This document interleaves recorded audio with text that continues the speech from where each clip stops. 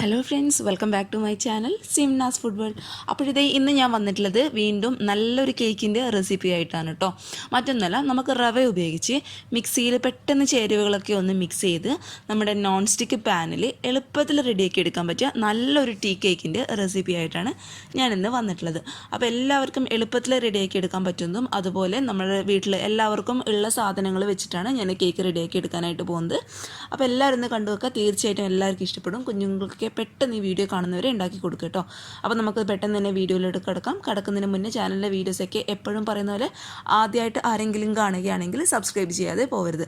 അപ്പോൾ നമുക്ക് പെട്ടെന്ന് തന്നെ ഈ റവ കേക്ക് നോൺ സ്റ്റിക്ക് പാനിൽ എങ്ങനെ റെഡിയാക്കും നോക്കാം. അപ്പോൾ റവ കൊണ്ടുള്ള ഈ ഈസി ആയിട്ടുള്ള ടീ കേക്ക് റെഡിയാക്കാനായിട്ട് ഞാനിപ്പോൾ ഇങ്ങനെയുള്ള ഒരു കപ്പിൽ 2 കപ്പ് റവയാണ് എടുത്തിട്ടുള്ളത്. അപ്പോൾ കപ്പിൻ്റെ അളവ് നിങ്ങൾ നോക്കണ്ട, നിങ്ങൾ ഏത് പാത്രത്തിലാണോ അല്ലെങ്കിൽ ഏത് കപ്പിലാണോ അല്ലെങ്കിൽ ഏത് ഗ്ലാസ്സിലാണോ റവ ആദ്യം അളന്നെടുക്കുന്നത് അത് ഈ സെയിം കപ്പിലായിരിക്കണം ഇനി കേക്കിന് പറയാൻ പോകുന്ന എല്ലാ ഇൻഗ്രീഡിയൻസും അളന്നെടുക്കാനായിട്ട് കേട്ടോ. അപ്പോൾ കേക്ക് എന്ന് പറയുമ്പോൾ എപ്പോൾ ഇൻഗ്രീഡിയൻസിൻ്റെ അളവാണ് ശ്രദ്ധിക്കേണ്ടത്, എങ്കിലേ പെർഫെക്റ്റ് ആയിട്ടുള്ള കേക്ക് നമുക്ക് കിട്ടത്തുള്ളൂ. അപ്പോൾ ഇത് ഇങ്ങനെയുള്ള ഒരു കപ്പിൽ 2 കപ്പ് റവ ഞാൻ എടുത്തിട്ടുണ്ട്. അതിപ്പോൾ വറുത്ത റവയാണെങ്കിലും അല്ലെങ്കിൽ വറുക്കാത്ത റവയാണെങ്കിലും എന്തായാലും കുഴപ്പമില്ല കേട്ടോ.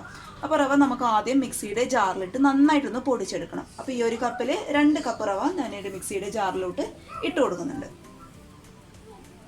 ഇത് 2 കപ്പ് മുഴുവനായിട്ട് ഞാൻ ഈ ഒരു മിക്സിയുടെ ജാറിലോട്ട് ഇട്ട് കൊടുത്തിട്ടുണ്ട്. ഇനി നമുക്കിത് നല്ല ഫൈൻ പൗഡറായിട്ടൊന്ന് പൊടിച്ചെടുക്കണം. നിങ്ങൾക്ക് എത്രത്തോളം പൊടിച്ചെടുക്കാൻ പറ്റുമോ അത്രത്തോളം പൊടിച്ചെടുക്കുക. നല്ല ഫൈൻ പൗഡർ ആയിരിക്കണം കേട്ടോ. ഇത് റവ ഞാൻ നന്നായിട്ട് നല്ല സോഫ്റ്റ് ആയിട്ട് പൊടിച്ചെടുത്തിട്ടുണ്ട്. അത് നമുക്കൊരു പാത്രത്തിലോട്ട് അങ്ങോട്ട് മാറ്റി കൊടുക്കാം.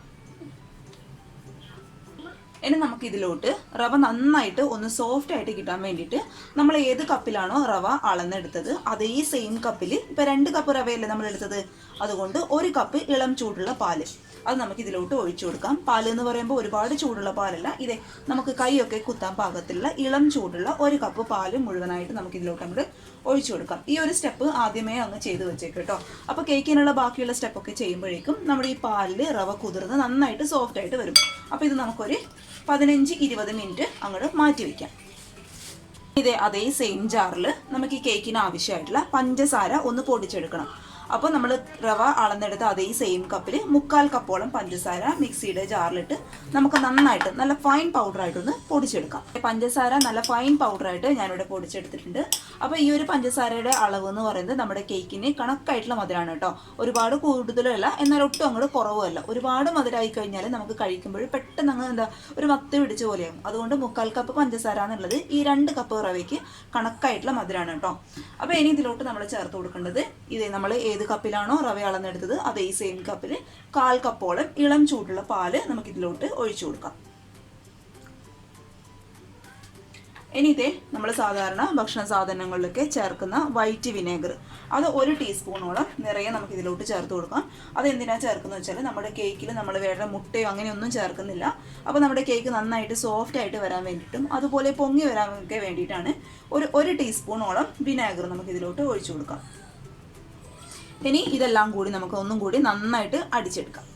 പാലും പഞ്ചസാരയും നന്നായിട്ട് അടിച്ചെടുത്തതിന് ശേഷം ഇനി നമുക്ക് ഇതിലോട്ട് ചേർത്ത് കൊടുക്കേണ്ടത് നമ്മൾ ഏത് കപ്പിലാണോ റവ അളന്നെടുത്തത് അത് ഈ സെയിം കപ്പിൽ തന്നെ 1/2 കപ്പോളം വെജിറ്റബിൾ ഓയിൽ. അതിപ്പോൾ ഏത് വെജിറ്റബിൾ ഓയിൽ വേണമെങ്കിലും ഉപയോഗിക്കാം കേട്ടോ. ഇനിയിപ്പോൾ നിങ്ങൾക്ക് ഓയിലിന് പകരമായിട്ട് നെയ്യ് ഉപയോഗിക്കാം അല്ലെങ്കിൽ ബട്ടർ ഉപയോഗിക്കാം. പക്ഷേ ഏതാണെങ്കിലും നന്നായിട്ട് മെൽറ്റ് ചെയ്തതിന് ശേഷം മാത്രം ഉപയോഗിക്കാം. അപ്പോൾ 1/2 കപ്പോളം വെജിറ്റബിൾ ഓയിലും കൂടി ഞാൻ ഇതിലോട്ട് ഒഴിച്ചു കൊടുക്കുന്നുണ്ട്. അപ്പോൾ ഞാനിവിടെ എടുത്തിട്ടുള്ളത് സൺഫ്ലവർ ഓയിലാണ്. അപ്പോൾ ഏത് ഓയിൽ വേണമെങ്കിലും ഉപയോഗിക്കാം കേട്ടോ. അപ്പോൾ പിന്നെ നമുക്ക് ചേർത്ത് കൊടുക്കേണ്ടത് 1/2 ടീസ്പൂണോളം വാനില എസൻസ്. നമ്മുടെ കേക്കിന് നല്ലൊരു ഫ്ലേവർ കൊടുക്കാൻ വേണ്ടിയിട്ട് 1/2 ടീസ്പൂൺ ചേർത്ത് കൊടുക്കുന്നുണ്ട്. അപ്പോൾ നിങ്ങളുടെ കയ്യിൽ വാനില എസൻസ് ഇല്ല എന്നുണ്ടെങ്കിൽ അതിന് പകരമായിട്ട് 1 നുള്ള് ഏലക്കാപ്പൊടി ഇട്ട് കൊടുത്താലും മതിയാവും. ഇനി ഇതെല്ലാം കൂടി നമുക്ക് വീണ്ടും നന്നായിട്ടൊന്ന് അടിച്ചെടുക്കാം. നമ്മൾ റെസ്റ്റ് ചെയ്യാനായിട്ട് മാറ്റി വെച്ച നമ്മുടെ റവയൊക്കെ നന്നായിട്ട് ആ ഒരു പാലിൽ കുതിർന്ന് സോഫ്റ്റ് ആയിട്ട് വന്നിട്ടുണ്ട് കേട്ടോ. അപ്പോൾ റവ നന്നായിട്ട് സോഫ്റ്റ് ആയിട്ട് വരാൻ വേണ്ടിയിട്ടാണ് നമ്മൾ പാലിൽ ഇങ്ങനെ ചെയ്ത് വയ്ക്കുന്നത്. ഇനി നമുക്കിതിലോട്ട് കേക്കിൻ്റെ ഡ്രൈഡ് ആയിട്ടുള്ള ഇൻഗ്രീഡിയൻസ് ഒന്ന് അരിച്ചെടുക്കണം. അതിനായിട്ട് ഇതേ പാത്രത്തിൻ്റെ മുകളിൽ ഞാനൊരു അരിപ്പ് വെച്ച് കൊടുത്തിട്ടുണ്ട്. അതിലോട്ട് നമ്മൾ ഏത് കപ്പിലാണോ റവ അളന്നെടുത്തത് അതേ സെയിം കപ്പിൽ തന്നെ 1/2 കപ്പോളം മൈദ നമുക്കിതിലോട്ട് ഇട്ട് കൊടുക്കാം. മൈദ ചേർക്കുന്നത് എന്തിനാണെന്ന് വെച്ചാൽ നമ്മുടെ കേക്ക് ഒന്ന് സോഫ്റ്റ് ആയിട്ട് വരാൻ വേണ്ടിയിട്ടാണ് കേട്ടോ. അപ്പോൾ റവ എന്ന് പറയുന്നത് അറിയാലോ ഇത്തിരി ക്രിസ്പി ആയിരിക്കും. അതൊന്ന് ബാലൻസ് ചെയ്ത് കിട്ടാൻ വേണ്ടിയിട്ടാണ് മൈദ ചേർക്കുന്നത്. അപ്പോൾ 1/2 കപ്പോളം മൈദ ഞാൻ ചേർത്ത് കൊടുത്തിട്ടുണ്ട്. ഇനി ഇതിലോട്ട് 1/4 ടീസ്പൂണോളം ബേക്കിംഗ് പൗഡർ നമുക്ക് ഇട്ട് കൊടുക്കാം. പിന്നെ ഇതേ ഒരു 1/4 ടീസ്പൂണോളം ബേക്കിംഗ് സോഡയും കൂടി ഞാൻ ഇട്ട് കൊടുക്കുന്നുണ്ട്. പിന്നെ ഇത് ഈ കേക്കിന് ആവശ്യമായിട്ടുള്ള ഒരു നുള്ളു ഉപ്പും കൂടി നമുക്ക് ഇതിലോട്ട് ചേർത്ത് കൊടുക്കാം. ഇനി ഇത് മുഴുവനായിട്ട് അരിച്ചിട്ട് തന്നെ ഈ ഒരു റവയിലോട്ട് അങ്ങോട്ട് ചേർത്ത് കൊടുക്കുക കേട്ടോ. നമ്മുടെ പൊടികളൊക്കെ എല്ലാ ഭാഗത്തും എത്താൻ വേണ്ടിയിട്ടാണ് അരിച്ചിട്ട് തന്നെ ചേർക്കുന്നത്. ഇനി ഇതെല്ലാം കൂടി നന്നായിട്ട് ഒരു സ്പൂണ് വെച്ചിട്ട് അങ്ങോട്ട് മിക്സ് ആക്കി കൊടുക്കുക. അതിനുശേഷം ഇതേ നമ്മൾ നേരത്തെ മിക്സിയിൽ അടിച്ച് വെച്ച ഈ ഒരു മിക്സ് നമുക്ക് മുഴുവനായിട്ട് അങ്ങോട്ട് ഈ ഒരു പാത്രത്തിലോട്ട് ചേർത്ത് കൊടുക്കാം.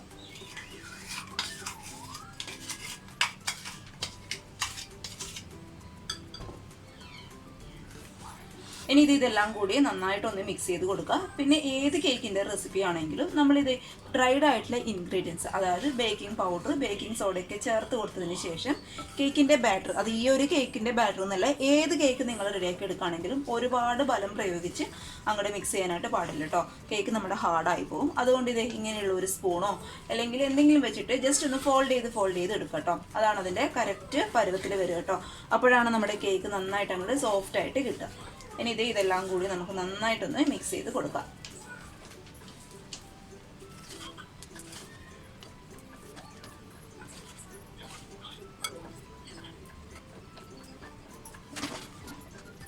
ഇതിൻ്റെ ബാറ്ററി ഈ ഒരു സ്പൂൺ വെച്ചിട്ട് ഞാൻ നന്നായിട്ട് മിക്സ് ചെയ്ത് കൊടുത്തിട്ടുണ്ട്. അപ്പോൾ ഇത് കണ്ടോ, ഈ ഒരു പരുവത്തിലാണ് കേക്കിൻ്റെ ബാറ്ററി ഇരിക്കുന്നത്. ഇനി നമുക്കിതൊന്ന് ലൂസാക്കി എടുക്കണം. ഇതിപ്പോൾ ഒരുപാട് കട്ടിയിലായിട്ടാണ് ഇരിക്കുന്നത്.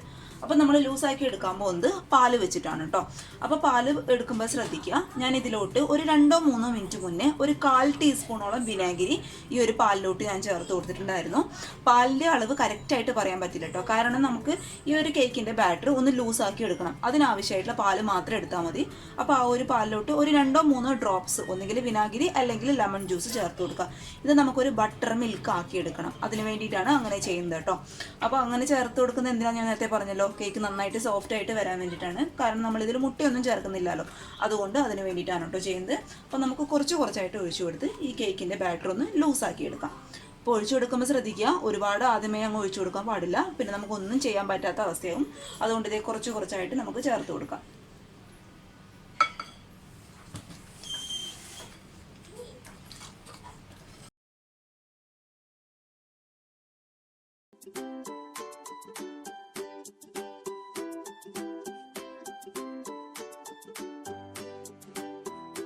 നമ്മുടെ കേക്കിൻ്റെ ബാറ്റർ ഇവിടെ റെഡി ആയിട്ടുണ്ട്. ഒരുപാട് ലൂസായി പോകാൻ പാടില്ല, എന്നാൽ ഒത്തിരി കട്ടിയിലിരിക്കാനും പാടില്ല കേട്ടോ. പിന്നെ 1/2 കപ്പോളം പാല് ഞാൻ എടുത്തിട്ടുണ്ടായിരുന്നു. അത് മുഴുവനായിട്ട് ഇതിലോട്ട് ഒഴിച്ചു കൊടുത്തിട്ടുണ്ട്. പിന്നെ പാലെടുക്കുമ്പോൾ ശ്രദ്ധിക്കുക, ഇളം ചൂടുള്ള പാലാണ്. അതുപോലെ വിനാഗിരി ഇതിലോട്ട് അല്ലെങ്കിൽ ലെമൺ ജ്യൂസ് ഇതിലോട്ട് ആഡ് ചെയ്യുമ്പോൾ ശ്രദ്ധിക്കുക, 1-2 ഡ്രോപ്സ് മാത്രം മതിയാവും കേട്ടോ. അപ്പോൾ തന്നെ അത് ബട്ടർ മിൽക്കായിട്ട് മാറിക്കോളും. കാരണം നമ്മൾ ഓൾറെഡി 1 ടീസ്പൂൺ വിനാഗിരി ഇതിലോട്ട് ചേർത്ത് കൊടുത്തിട്ടുണ്ട്. അപ്പോൾ പുളിപ്പ് കൂടിപ്പോവും. അതുകൊണ്ടാണ് അതൊന്ന് ശ്രദ്ധിക്കാനായിട്ട് പറയുന്നത്. ഇനി ഒരു നോൺ സ്റ്റിക്ക് പാന് ഞാൻ സ്റ്റൗവിൻ്റെ മുകളിലോട്ട് വെച്ച് കൊടുത്തിട്ടുണ്ട്.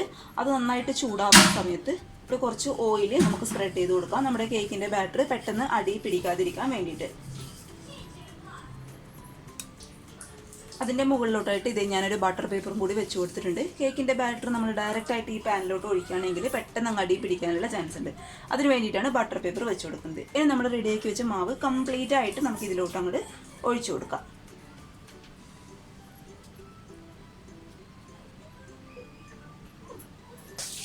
ഇനി ഇതിൻ്റെ മുകളിലോട്ടായിട്ട് കുറച്ച് ടൂട്ടി ഫ്രൂട്ടി ഞാൻ ഇട്ട് കൊടുക്കുന്നുണ്ട്. അതെന്ന് പറയുന്നത് ഓപ്ഷനിലാണ് കേട്ടോ, കയ്യിലുണ്ടെങ്കിൽ ചേർത്ത് കൊടുക്കുക. അത് ചേർത്ത് കൊടുത്താൽ നമ്മൾ കേക്ക് കഴിക്കുമ്പോൾ കടിക്കാനായിട്ട് നല്ലൊരു ടേസ്റ്റ് ആയിരിക്കും. അപ്പോൾ ഉണ്ടെങ്കിൽ ചേർത്ത് കൊടുക്കുക, അതില്ലെങ്കിലും കുഴപ്പമില്ല കേട്ടോ.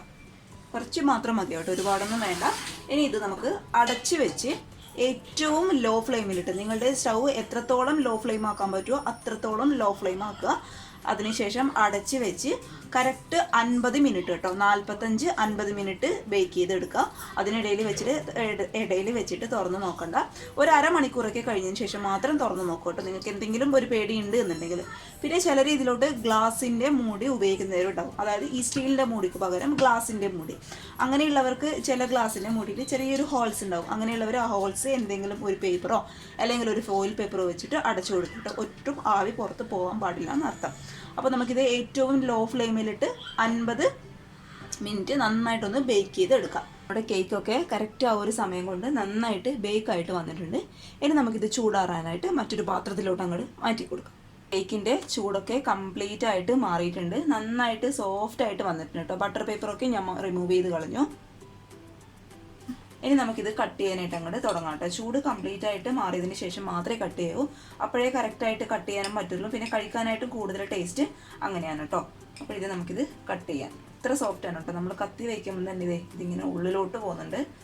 അപ്പോൾ ടൂട്ടി ഫ്രൂട്ടിയൊക്കെ നിങ്ങളുടെ കയ്യിലുണ്ടെങ്കിൽ മാത്രം ചേർത്ത് കൊടുക്കുക. അതില്ലെങ്കിലും കുഴപ്പമില്ല കേട്ടോ.